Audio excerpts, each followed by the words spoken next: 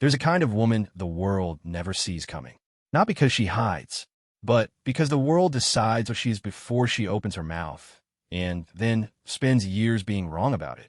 She walks into a room, and people see an apron. They see flour on her hands and steam rising off her pots. They hear her talk about stock reduction and spice ratios and the exact temperature which a sauce breaks, and they nod, and they file her away in the drawer labeled harmless. They move on to the next conversation. They never think to look closer. That is exactly the way she preferred it. Her name was Maya Renner, 34 years old, 5 feet 6 inches of quiet competence wrapped in a chef's coat that had seen more kitchens than most people see cities. She ran the kitchen at a mid-tier government contract facility in Quantico, Virginia, the kind of place where military brass and government personnel rotated through for training programs, conferences, and the occasional joint exercise. A cafeteria with delusions of grandeur, one of her sous chefs once called it. Maya had laughed and said nothing. She had been saying nothing her entire life, or at least the version of her life that anyone in that building had access to. The morning it all unraveled started like every other morning, at 4:45, before the sun had any real opinion about the day. Maya was in the kitchen by 5, her prep list already memorized, her knife already moving. There were 340 people eating lunch that day. A high-level joint training exercise meant generals, colonels, contractors, and the rotating cast of people who carry classified things in non-classified-looking folders. Maya had done the dietary restriction list the night before. She had adjusted the menu twice after a last-minute attendee update came in at 11 p.m. She had been awake when that email arrived because she rarely slept past midnight anymore, and she had read it, revised her order sheet, and gone back to staring at the ceiling. Sleep was a complicated thing for her, had been for 11 years. Her team arrived in waves.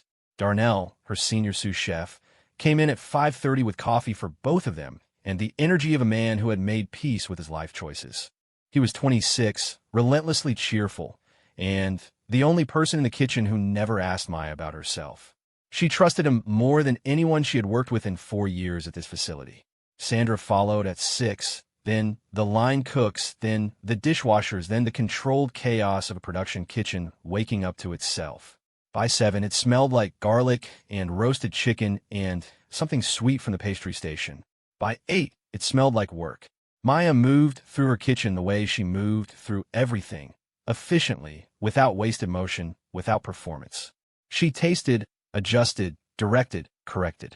She broke down a lamb shoulder in 4 minutes flat, while simultaneously talking a line cook through a bechamel that was threatening to split. She didn't raise her voice. She never raised her voice. The kitchen responded to her the way a well-trained unit responds to a good officer, not from fear, but from the clean efficiency of trust. That was the first thing about Maya that didn't quite fit the picture. The second thing was her hands. Not the flour and the knife calluses, those made sense. It was the other calluses. The ones along the outer edge of her right palm, faded now, but not gone. The way she unconsciously squared her stance when she stood still. The way her eyes moved when someone new walked into the kitchen. A quick, complete scan that lasted less than a second and processed more than most people caught in a full minute. Her team had stopped noticing these things because familiarity softens edges. But new people noticed. The general noticed. His name was Brigadier General Conrad Hale. 2 stars, 28 years in the Army. The kind of career that had weathered enough political weather to make him confident in a way that had long since crossed the border into something less flattering. He was attending the joint exercise as a senior observer, meaning he was there to watch, evaluate, and render opinions that nobody had asked for but everyone would have to receive. He was 61 years old, fit in the way of men who still believed fitness was a moral virtue, and he had the voice of a man who had not been told no by anyone beneath his rank in a very long time. He came into the kitchen at 11:15. Not the dining hall, the kitchen, Maya's kitchen. Nobody came into her kitchen without clearing it with her first. There was a sign. There was a protocol. There was Darnell stationed near the entrance specifically to redirect people who wandered in from the hallway, thinking a cafeteria kitchen was a public space. Darnell had apparently been elsewhere when the general walked through. Maya heard him before she saw him. The flat authority of dress shoes on her tile floor. The slight pause at the threshold that wasn't uncertainty, but was, in fact, its opposite. The sound of a man who had decided he was allowed to be wherever he was. She turned. He was standing just inside the entrance, hands clasped behind his back, looking at her kitchen with the expression of a man conducting a surprise inspection. 2 aides flanked him. Neither of them made eye contact with anyone. "This the food operation?" he said. To no one specifically. To the room. Maya set down her tasting spoon. "This is my kitchen, sir. Can I help you with something?" "Just looking." He moved further in, past the first prep station. "Feeding a lot of people today. Want to see what kind of operation we're working with." She watched him move. The way he touched the edge of a prep table. Not to inspect it, just to touch it. The way his eyes moved over her staff with the same calibrating look he might give equipment. Something in her chest settled into a very old, very still place. "We're in active service," she said. "If there's something specific you need, I'm happy to address it after the lunch service. The dining hall opens at 11:45. He looked at her then. Really looked the way people do when someone has said something that they technically can't object to, but weren't expecting. "And you are?" "Maya Renner, executive chef." A small pause. Something in his expression rearranged itself. Not rudely, but in the way of a man updating a mental category. "Just a chef." "Okay. You run this whole operation?" "Yes, sir." "How long?" 4 years at this facility." He nodded slowly. That nod, that is an agreement, but is the thing powerful men do when they're deciding whether someone is worth further conversation. He looked around her kitchen again. His eyes stopped on the lamb station. Stopped for a moment longer than they should have. He walked toward it. "We had a situation at a base in Stuttgart last year," he said, as if continuing a conversation that had already been agreed upon. "Contractor kitchen. Complete failure. 40 people down with food contamination during a critical exercise window. Command had to pull personnel from active evaluation to deal with it." He picked up a spoon from the clean rack beside the station. He held it like he was going to use it. "That spoon is for plating," Maya said. "It's already been staged." He looked at the spoon. "I have another for tasting." "Darnell." Darnell appeared from the pastry corner with a fresh spoon, face carefully neutral, and handed it to Maya without comment. She handed it to the general. He accepted it, dipped it into the lamb sauce. Tasted. His eyebrows moved a fraction. "That's good," he said, slightly surprised. "Thank you. You trained somewhere?" "Several places." He set the spoon in the discard bin, correctly, which she noted, and turned back to her. "I've been reviewing the facility reports for the last quarter. Your operation has the cleanest audit record in the compound. Wanted to see why." She looked at him steadily. "It's a well-run kitchen. You're modest." "I'm accurate." Another pause. Something shifted in the space between them, subtle, not hostile, but present. Like the moment before a weather change when the air pressure does something that animals notice before humans do. "I'm going to have some specific requests for the dinner service tonight," he said. "Dietary requirements for myself and 3 of my aides. I'll have my adjutant send them over. If they come in before 1 p.m., we can accommodate them. After 1, I can't promise the same menu quality. They'll come in at 2. She didn't blink. "Then, I'd suggest a different facility for dinner, sir. There's a contracted catering service in the East Building that takes same-day modifications. I can give you their contact." The silence that followed lasted approximately 3 seconds. That doesn't sound like a long time. In a room where everyone had gone very still and very quiet, it was an extremely long time. His aide, the younger one, a captain by his insignia, made a small sound that he immediately swallowed. The general looked at Maya. Maya looked at the general. "You're declining a general officer's request," he said. It wasn't angry. It was curious, in the way of a man who genuinely hadn't expected this outcome, and was now recalibrating. "I'm protecting the quality of service for 340 people who were already in my system as of last night, sir. Restructuring the dinner menu at 2 p.m. on a day with this headcount would compromise that service. I won't do that." "You won't." "No, sir." He studied her for a long moment. The kitchen had achieved a silence that no kitchen should ever achieve during active prep.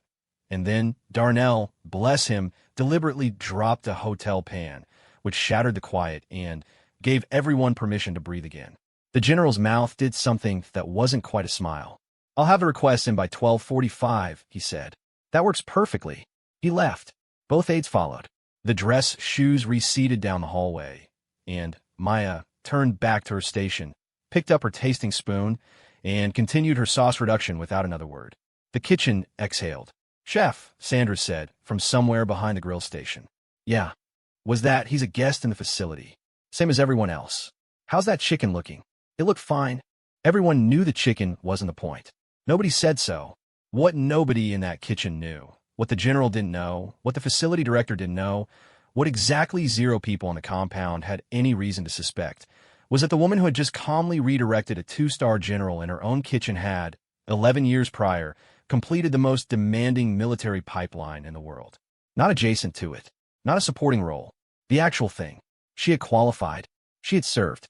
She had completed 3 deployments across 2 continents under conditions that most people with stars on their shoulders had only read about in classified reports. She had left that life by her own choice, for reasons that were hers and hers alone, and she had rebuilt herself in a kitchen because kitchens made sense to her. The discipline, the controlled chaos, the way a team either functions as a unit or collapses, the way failure has immediate and visible consequences, and there is no room for pride to protect you from your own mistakes. She had chosen quiet. She had chosen flour and fire and the clean satisfaction of feeding people well. She had not chosen to be invisible. Those were different things, and she knew the difference precisely. The requests came in at 12:43. She accommodated them without drama. The dinner service ran exactly as it should have. The general ate, said nothing, left. She thought it was over. It wasn't over.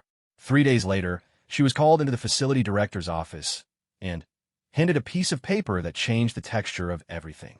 Not dramatically, not with fanfare, just the quiet, irreversible way that certain things change. The way a bone knows it's broken before the person attached to it has fully processed the pain. The general had filed a formal complaint. Not about the kitchen, not about the food, about her conduct, about her refusal to accommodate his request, which had been reframed in the document as insubordination in a contracted service environment. About her tone, which had been characterized as dismissive of chain of command. About her general attitude, which 3 paragraphs of carefully worded military-adjacent language had dressed up to mean. She didn't act like someone who should be talking to him that way.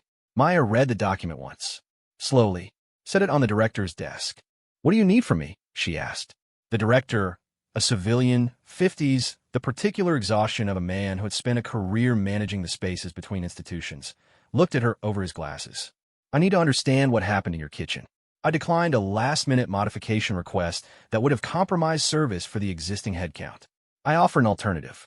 He accepted the existing timeline. He doesn't characterize it that way. No, he wouldn't. A pause. "Maya, you understand who this man is. He's a brigadier general with 28 years of service and a complaint form," she said. "And I'm an executive chef with a clean audit record and 340 people who got fed correctly. I'm comfortable with those 2 things existing at the same time." The director looked at her for a long moment. Something in his expression shifted. Not quite what he'd expected from the quiet chef who ran the kitchen nobody had to think about, because it always just worked. "There may be a formal review," he said, "of your conduct, of your contract. Okay, that doesn't worry you?" She looked at him steadily, the same way she had looked at the general. Calm, completely, unervingly calm, in the way of someone who has looked at much bigger things than this, and kept their hands from shaking by force of will so many times that the stillness had eventually become real. "I'll cooperate with any review," she said. "Is there anything else?" There wasn't. She went back to her kitchen. She prepped the next day's service. She went home at 9 p.m., stood in her apartment in the specific dark that she kept because she slept better without night lights, and she looked at the ceiling and thought about how much she had wanted to not do this. Not the confrontation. She had never wanted any confrontation. She had wanted the quiet. She had built the quiet carefully, deliberately, the way you build something that you need to last, with good materials and no shortcuts and constant attention. For years at this facility. A reputation for clean service and no drama. A team that trusted her. A life that fit. She had known, in some part of herself that she rarely acknowledged, that the quiet was contingent. That it existed in the space between no one asking and someone deciding to look. That the day someone decided to look, really look, past the apron and the knife calluses and the careful ordinariness she wore like a second skin, the life she had built would be required to defend itself. She had not expected the looking to start with a complaint about her attitude. But then the small things always started it. That was the thing about 11 years of operational experience that you couldn't unlearn. It was always the small, bureaucratic, ordinary-looking thing that opened the door. Not the dramatic event. Not the obvious crisis. The paperwork. The policy. The person with authority who decided they had been disrespected. She stared at the ceiling. Then, she got up, went to her kitchen, the small one in her apartment, not the one at the facility, and she made herself something to eat. Something simple. Eggs, and good bread, and a tomato she had from the farmer's market on Saturday, sliced thin with salt. She ate it slowly. She thought about what came next. And somewhere across Quantico, in a hotel room with a government per diem rate, Brigadier General Conrad Hale read a background file that had been pulled that afternoon at his request. A standard contractor review, the kind his adjutant could authorize, and he got to the section on prior service history, and he stopped. He read it again. He set the file down. He picked it up and read it a third time. The line that stopped him was not long. It was 4 words and a date and a designation that most people in his world recognized immediately, and that the rest of the world had no framework for it all. He sat with it for a long time. Then he did something that a man of his particular type did not do often, and did not do easily, and did not do without it costing him something. He thought about the woman in the kitchen. He thought about the calm. He thought about what it takes to build a life that quiet after a life that loud. He didn't sleep well that night either, which was, though neither of them knew it yet, the first thing they had in common. The review was scheduled for a Tuesday. It came with a formal notice on facility letterhead, 2 days advance warning, and the particular bureaucratic coldness of a process that had been designed to feel neutral while being anything but. Maya read the notice at 6 a.m. in her kitchen, standing in her chef's coat with her first coffee, and she felt the specific, familiar weight of an institution deciding it needed to examine you. She had felt that weight before, in different buildings, under different fluorescent lights, with different people holding clipboards and wearing the careful expression of people who believed they were conducting an objective process. She folded the notice, tucked it into her coat pocket, went to work. Her kitchen ran clean that day. Her kitchen always ran clean. She had learned, in a life before this one, in conditions that made a cafeteria kitchen look like a meditation retreat, that the way you perform under the small pressures is the truest preview of how you perform under the ones that matter. So she treated Tuesday's service like every service. Every sauce timed, every temperature logged, every plate moving with the quiet precision of a team that had worked together long enough to stop talking and start knowing. Darnell watched her from the pastry corner. He didn't say anything, but at 11, when the rush was beginning to build and the noise of a functioning kitchen rose to its working pitch, he came up beside her at the pass and stood close enough to be heard and said quietly, "You good, chef?" She didn't look up from the ticket she was reading. "Always." He nodded, went back to his station. That was the entirety of the conversation, and it was enough. The review happened in Conference Room B at 3 p.m. There were 4 people waiting for her when she arrived. The facility director, whose name was Gerald Marsh, and who looked like he had not slept cleanly since the complaint arrived. A woman from the contracting office whose name Maya didn't catch, and who had the particular stillness of someone there to document rather than decide. A legal liaison who introduced himself, and then spent the next 90 minutes contributing almost nothing. And General Hale. He was there in person. Maya had not expected that. Not because it was procedurally irregular. He had filed the complaint. He had every right to be present for the review, but because men like Conrad Hale did not usually sit in conference rooms for contractor reviews. They filed the paper and let the process move. Their presence in the room was a statement, and she read the statement and set it aside and sat down. "Ms. Renner," Marsh began, the formal address. She noticed, "Thank you for coming in. This is a standard conduct review in response to a formal complaint filed regarding an interaction in the service kitchen on the 14th. We want to give you the opportunity to provide your account of what occurred." She provided it, clearly, specifically, in the same tone she used to explain a recipe modification to a new line cook. Not simplified, not elaborate, just accurate. She had declined a modification request received outside the operational window. She had offered an alternative. The alternative had been declined by the general, who had subsequently agreed to the existing timeline. The service had been completed without incident to the satisfaction of 340 personnel. She said all of this looking at the table, not at him, not avoidance. She just didn't need to.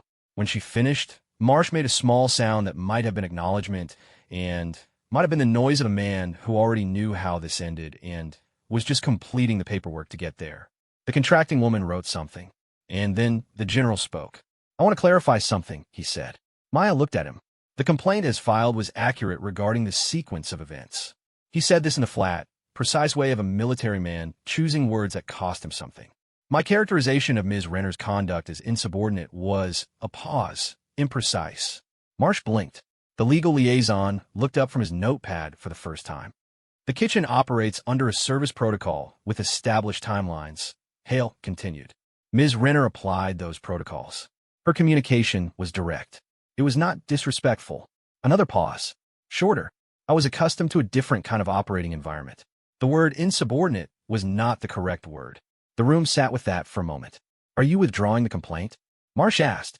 "I'm amending the characterization," Hale said. "The conduct review can proceed, but the record should reflect that the original framing was inaccurate." Maya watched him say it.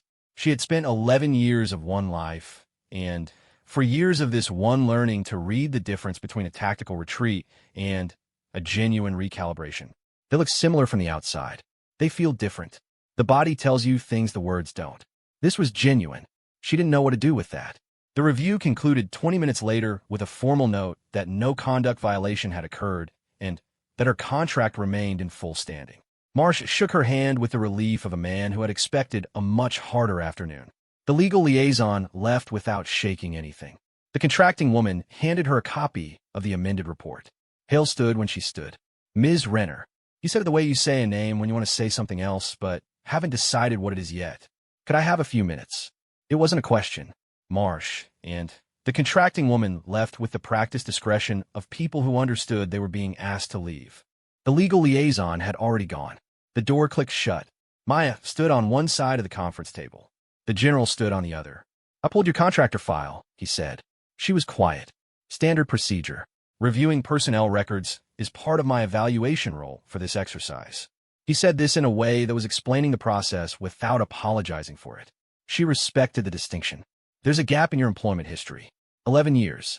The file explains it with contractor language I've seen before." She waited. "You qualified," he said. It was a statement, not a question. He already knew. He had read the file 3 times. She didn't know that part, would never know that part, but she read the certainty in his voice and understood that this wasn't speculation. "Yes," she said. "And you served 3 deployments." "Yes."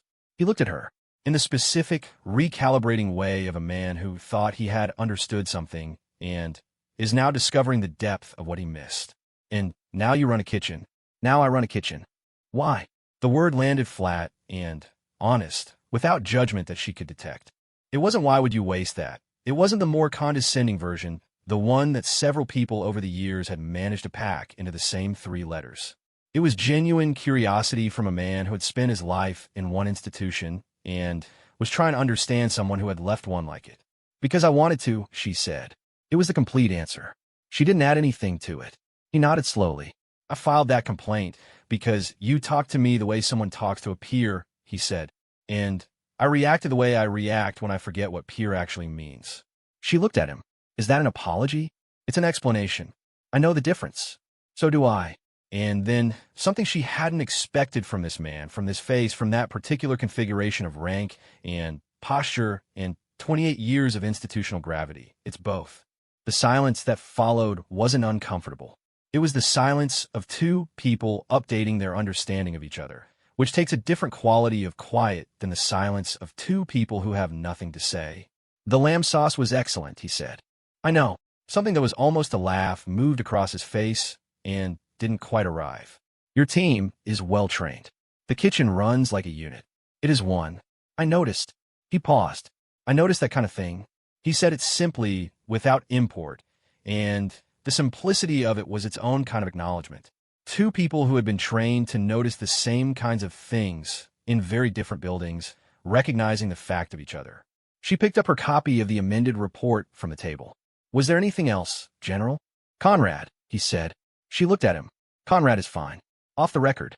"We're on the record," she said. "This is still a professional environment." "You're right." He accepted this without resistance. "Is there a reason the kitchen serves coffee that's borderline combustible? I've had field coffee that was more manageable." She stared at him for approximately 2 seconds. The contractor spec on the coffee is set by the facility. I've submitted 3 requests to change it. And budget. He made a sound. Of course. He moved toward the door, then stopped.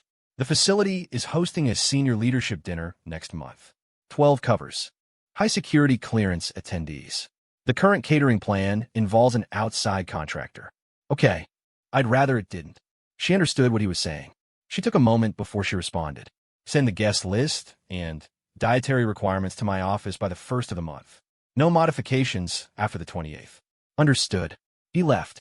She stood in conference room B alone for a moment, the amended report in her hand, the afternoon light coming through the institutional blinds at an angle that made everything look like a document. She thought about what had just happened. Not the surface of it, the review, the amended complaint, the professional outcome, but the thing underneath it. The way a conversation can shift on its axis so completely that the people in it come out on a different side than they entered. She had gone in expecting a fight that she had already won procedurally and was prepared to win personally. She had come out with something else entirely. She wasn't sure yet what to call it. She tucked the report under her arm and went back to her kitchen. The dinner service that night ran perfectly. She was home by 9:30. She made tea. She sat in her dark apartment and thought about a man who had called her a peer and then proved it by saying so out loud in a room where it cost him something. She thought about her mother, who had been dead for 6 years and who had told her the last time they spoke with clarity that the hardest part of being good at a hard thing is finding people who understand what the hard thing actually was. She thought about 3 deployments, about the specific weight of a decision made in a specific kind of dark that no amount of Quantico conference room fluorescent could replicate. She thought about lamb sauce. She thought about coffee that was borderline combustible. She did not think about what any of this meant. She was very good when she needed to be at not thinking about what things meant. She had learned that skill in the same place she had learned all the others, in a life that demanded she be present for the immediate thing and let the meaning catch up later. The meaning, in her experience, always caught up. Sometimes it arrived quietly, the way the light through her blinds arrived, gradual, inevitable, already there before you noticed it. Sometimes it arrived the way bad news arrives, all at once at a bad time, with nowhere to put it. She had learned not to predict which kind it would be. In the days that followed, she noticed a change in the facility that was small enough to ignore and large enough to track. 2 of the general's aides started taking their coffee from her kitchen's secondary station rather than the facility vending machines. The adjutant, young, precise, with the bearing of someone who had been organized since infancy, came to her office on Thursday with the dietary requirements for the senior leadership dinner and delivered them with a formality that was just slightly warmer than his previous visit, which had been 0 warmth and full efficiency. She processed the requirements, began planning the menu. The general himself she did not see for 6 days. The exercise concluded. He was presumably doing whatever generals did when they weren't attending cafeteria kitchens and filing complaint amendments. She had no reason to think about him. She thought about him anyway, not in a way she gave significant attention to, more the way you think about an unusual weather event after it has passed, not expecting it to return, but aware that your previous model of the season was incomplete. On the 7th day, she was doing inventory in the dry storage room at the back of the kitchen, a task she took personally because she had been burned twice by discrepancies between what the system said was there and what was actually there when she heard the kitchen door. She heard Darnell's voice do the particular modulation it did when someone unexpected arrived. Then footsteps. She came out of the dry storage with a clipboard and a pen and found the general standing at her prep station, in civilian clothes, looking at the spice rack with the focused attention of a man reading a foreign text he half understood. "You're out of uniform," she said. "I'm off duty," he said. "Exercise concluded yesterday. This is still a restricted facility kitchen." Your door was open. She looked at Darnell, who had the expression of a man who had made a good faith effort and had been outmaneuvered by stars. She looked back at the general. "Can I help you with something, sir?" "Conrad, you're in my kitchen, General." Something moved across his face. Respect, maybe, or its practical cousin, which is acceptance. "I'm in the area for an additional 2 weeks. Site evaluation for a potential program expansion." He paused. "I wanted to ask you something." She waited. "The dinner. Next month. You're planning the menu yourself." "Yes." The attendees include 2 people with significant operational experience in the region your third deployment covered. She went still, the stillness that came from inside, not from outside. I'm not asking you to disclose anything, he said. It was immediate and direct and left no room for misunderstanding. I'm asking if you'd be willing to brief me on dietary considerations for personnel who have been in that operational environment. Specifically, there are metabolic and stress-related considerations that most catering operations don't account for. She stared at him. He looked back, steady, the face of a man who had said exactly what he meant and would wait for the response without trying to manage it. You're asking a chef about operational nutrition for high-stress combat environments, she said. I'm asking someone with specific experience about specific knowledge, he said. The chef part is incidental. The clipboard was still in her hand. She set it on the prep table.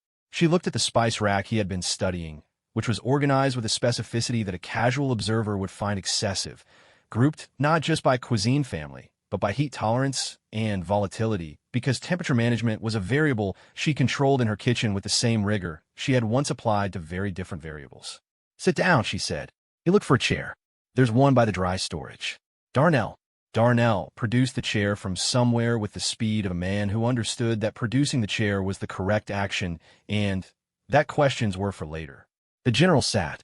Maya began talking about food, about what the body needs when it has been operating at sustained high output in extreme conditions, about how the standard catering approach, caloric density, familiar flavors, predictable structure, was correct in principle and usually wrong in execution, about the particular importance of meals as ritual anchors for people whose daily life had no other reliable anchors, about what it means to feed someone who has been in the kind of dark where regular food starts tasting like paper. She talked for 40 minutes. He listened the way people who actually know how to listen do, not filling silences, not anticipating endings, not constructing responses while she was still speaking, just receiving information and letting it sit. When she stopped, he was quiet for a moment.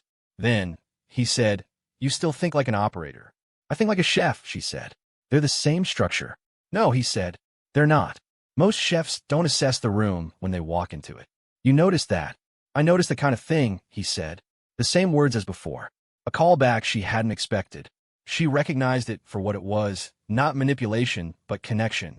The way you reach back to something you both shared, and name it to mark that the sharing happened. She picked up her clipboard. "I'll have the full menu proposal to your adjutant by Friday," she said. "I'll look forward to it. You can finish your coffee before you go," she said. "It's from the secondary station. It's better." He accepted this without comment. She went back to inventory. Behind her, in the clean and organized noise of a kitchen that ran like the thing she had built it to be, she heard him pour a cup of coffee from the secondary station and sit back down in the chair by the dry storage. She didn't look back, but she felt the room differently. The weight of another person's attention that wasn't surveillance, wasn't threat assessment, wasn't the specific calibrated observation of an after-action review. It was just company. She had not had company in her kitchen, in that specific sense, in a very long time. She continued her inventory, counted every item, noted every discrepancy, let the meaning catch up on its own. The menu took her 3 days to build, not because she didn't know what to make. She always knew what to make. It was because she built it the way she built everything that mattered, with a level of precision that would have looked excessive to someone watching and was, to her, simply the minimum acceptable standard. She researched the specific operational backgrounds she'd been briefed on. She cross-referenced nutritional requirements with the kind of sustained stress profiles she understood not from academic literature, but from having lived inside them. She mapped the menu to emotional architecture, not sentimentally, but functionally. Certain foods did specific things to a body that had spent time in specific conditions. She knew this the way she knew knife angles. From repetition. From consequence. She sent the proposal to the adjutant on Thursday, a day early. The adjutant sent back a one-line response. "General Hale asks if you have availability Friday afternoon to review." She looked at the message for a moment. "Available at 3, asterisk," she wrote back. He arrived at 3:02. Civilian clothes again, the slightly ill-fitting kind that military people wear when they're not in uniform, like the clothes themselves haven't been informed of the change in status. He had a copy of her menu proposal in his hand, printed, with handwritten notes in the margins. She could see the notes from across the room and read none of them. They sat in her office, a small room off the kitchen, more a functional closet with a desk, smelling of coffee and spice, and the particular dry coolness of a space with good ventilation. And she walked him through the menu the way she had once walked a team through an operational plan. Specific, sequential, the reasoning behind each decision, stated plainly, without decoration. He asked questions, the kind that only come from someone who has read the material and thought about it before the meeting rather than reading it in a meeting. She noticed this. She did not comment on it. They were 20 minutes in when he asked, the roasted beet dish, the one on the second course. Yes. The note here says grounding. What does that mean? She looked at him. Beets are earthy, dense, high in nitrates, which affect blood flow. For someone whose nervous system has been in a high alert state for an extended period, food with that particular density and flavor profile has a measurable effect on the body's ability to signal safety to itself. She paused.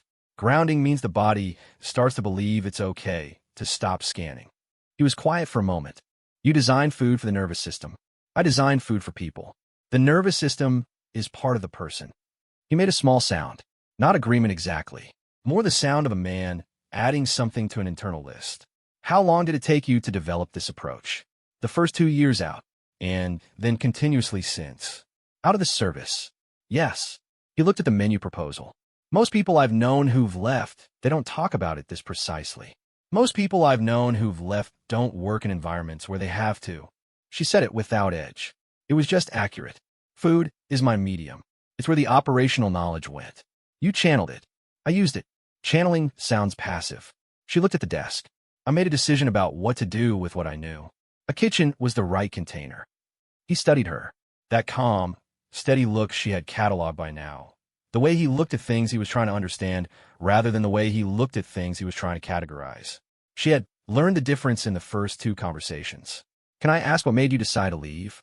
She had known this question was coming. Not from him specifically. She had known, in the general way of someone who has carried a thing for long enough to understand its weight, that every version of this kind of conversation eventually arrived at this question. No, she said. He nodded immediately. No follow-up. No repackaging the question in softer language. Just acceptance. She had given exactly the answer she had available, and he had taken it at face value, which was the only right thing to do with it, and which, in her experience, very few people managed. The menu is very good, he said. I know. The seafood course, the third one. You're sourcing that locally? Farm 2 hours south. I've used them for a year. That's, he paused, checked a note, not a standard contractor-approved supplier. No. I'll need a one-time exception authorization. I've drafted the request. She slid it across the desk. He looked at it. Looked at her. You prepared the exception request before the menu review. I prepared it before I submitted the menu.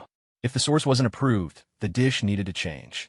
I want to know your position before I finalized. That's good planning. It's basic planning. Something happened at the corners of his eyes. You know, he said, in 28 years, I have had very few conversations where someone simultaneously treated me as fully capable of receiving direct information and also didn't bother to perform for me. She thought about this. Performing for people takes energy. I use my energy for the kitchen. What do you use it for outside the kitchen? Running, reading, sleeping badly. She said the last one without inflection. It landed. He was quiet for a moment. How long has sleep been complicated? Since the second deployment. She said it with the same flatness she used for everything operational. Not because she was protecting him from it, but because it was information.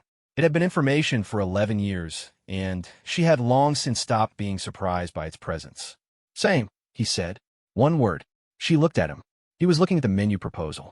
Not avoiding her gaze, just giving the information space the way you set something down on a table without making a presentation of the setting. They sat with it for a moment. 2 people in a small office that smelled like coffee and spice and the quiet machinery of a kitchen that ran without them, carrying the same old weight, acknowledging it in the plainest available language. The exception request will be approved by end of day, he said. Thank you. He stood, gathered the menu proposal. One thing I'd change. Tell me. The dessert. The olive oil cake. Yes. Honey instead of vanilla. In a glaze. He said it simply. There's a particular kind of sweetness that registers differently to people who've been in arid environments for extended periods. Something about the texture and the floral component. She looked at him. He looked back. You know your operational nutrition, she said. I've done my own reading. Over the years. A pause. You would know more than I do. She picked up a pen, made a note on her own copy of the menu. Honey glaze. The Aleppo pepper on the lamb. Leave it or modify for the group. He thought about this for exactly the right amount of time, neither reflexive nor labored. Leave it. Anyone in that room who's had a difficult time with the region it comes from isn't going to be undone by the spice. They'll recognize it. That recognition is a different kind of grounding. She wrote that down too. He left. She sat in her office for a while after, looking at the notes on her menu. 2 adjustments. Both precise. Both correct. She had built the menu with the best knowledge she had, and he had made it better with 2 sentences. She thought about what it would take in what kind of life to know those 2 specific things. She thought about what it said about the kind of attention he paid to the work and to the people the work was for. She thought about him, saying same in exactly the way he'd said it. 1 word. No performance. Just the admission. She went back to her kitchen. She told Darnell about the honey glaze. Better, Darnell said immediately. I know. You come up with that. She looked at him for a moment. Collaboration, she said. Darnell raised his eyebrows approximately 2 millimeters. He was a man of great restraint when a situation called for it. Noted, he said. The dinner was 3 weeks away. In those 3 weeks, the general site evaluation continued at the facility, which meant he was present in ways that were professionally ordinary and that she found herself mapping without deciding to. He came through the cafeteria for lunch on Tuesdays and Thursdays with the regularity of a man who had become accustomed to the food quality and saw no reason to seek alternatives. He did not come into the kitchen again. He did not request any more meetings. But his adjutant called her office twice, once with a minor update to the dietary requirements, once to confirm the seafood supplier exception had come through. And each call was slightly warmer than the one before in a way that she suspected was not the adjutant's natural temperature. She ran into him, the general, not the adjutant, on a Wednesday morning in the hallway outside the facility director's suite. He was coming out. She was going in to review the upcoming month's service contract with Marsh. They both stopped. Chef Renner, he said. Professional. Correct. General. She nodded. A beat. The honey glaze, she said. Yes. I tested it yesterday. You were right. He looked at her. Good. Then, after a pause that had a different quality than the conversational ones, I usually am. She stared at him. He walked away. She stood in the hallway for approximately 3 seconds, which was 2 more than she would have allocated to any prior version of this person. And then she went into the facility director's office. Marsh looked at her over his glasses with the expression of a man who was about to tell her something she wouldn't like. She recognized the expression. There's been a change to the senior leadership dinner, he said. She sat down. Tell me. 2 of the attendees have been rescheduled out. Security issue, nothing to do with the facility. The guest list is dropping from 12 to 7. Okay, I can adjust proportions. There are 2 new attendees replacing them. Send me the requirements. One of them is a deputy secretary. She looked at him, processed the rank. And the other, Marsh said, carefully, is an individual whose background review I'm not authorized to share with you, except to tell you that General Hale has requested you be briefed separately. She was still. He wants to brief you himself, Marsh said. Today, if possible. About a dinner guest. About a dinner guest. Marsh's face had the expression of a man who had long since stopped understanding everything that happened at his facility and had made his peace with it. I gather it's relevant to menu planning. She thought about that. Fine, she said. Tell him I'm available at 5. He came at 5:01.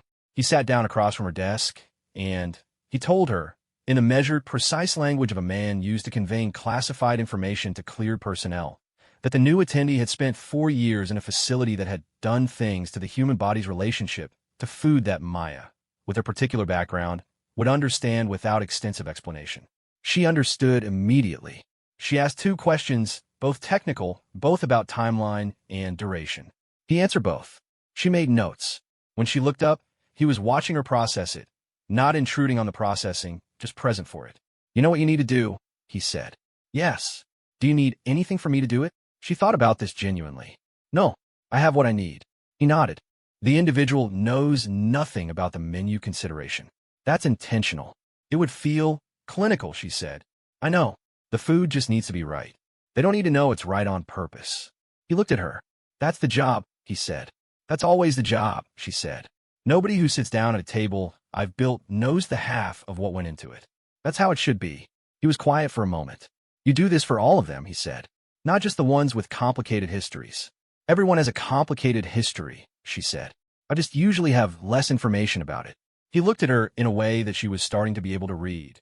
The particular weight of a man carrying a long career's worth of complicated histories, encountering someone who treated that weight as ordinary rather than exceptional, as simply the condition of being human, which required appropriate response, not special handling. The dinner, he said. I want it to be excellent. It will be. I know. He stood. I've noticed that nothing you do is less than that. He said it directly, without softening it into a compliment or inflating it into something larger. Just an observation, stated plainly because it was true. She received it the same way. 5 o'clock the day of, she said. If you want a preview of the final menu, come to the kitchen. Not before. I need the day. 5 o'clock, he said. He left. She sat in her small office, and she breathed steadily, the way she had learned to breathe in rooms where the pressure was real.